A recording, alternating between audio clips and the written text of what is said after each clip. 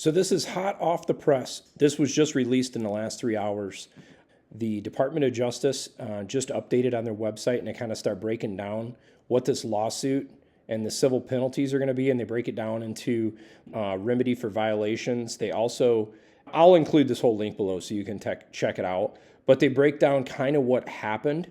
But here's the good news for people. Cummins will also extend a warranty period for certain parts of in the repaired vehicles and fund and performance projects to mitigate the NOx that was created. So I don't want to draw any assumptions, but I'm seeing some similar terminology that was used when the Dieselgate, I'm going to call it the Dieselgate 1.0 with the EcoDiesel took place about six years ago after Volkswagen.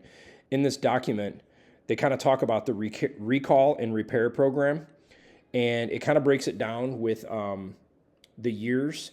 And then it talks about the settlement requires Cummins to work with Fiat Chrysler and its dealers on a vehicle recall and repair program to remove all defeat devices on the 2013 through 2019 Rams, free of charge, bring the vehicles in to be in compliance. And then it also talks about they must repair at least 85% of the vehicles within the next 36 months. So it should give people some time if they don't want to be a guinea pig on this. Let some of the first people go through this, and it'll give some people some time to find out like what is being changed on this regarding software. How does this impact performance?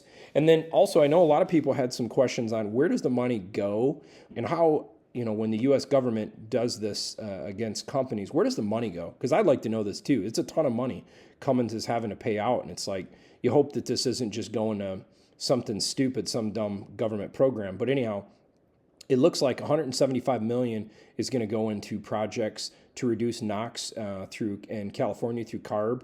I'm really hoping of that $1.7 billion, I hope we get something good out of it. They're going to do something that's going to help the air, but it'd be good to see that money go towards something that makes sense. And really curious, some articles, AP News was talking that there is even comments, if you look into some of these articles, there is even some comments about engine replacements.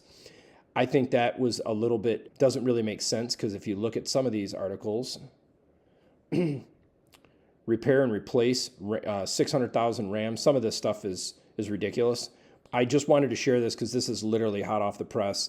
You can kind of see the Department of Justice just posted this, USA News. Cummins has not put this on their website yet, but a lot of different sites are talking about this right now. So I'll include this link to both of these sites so you can kind of see.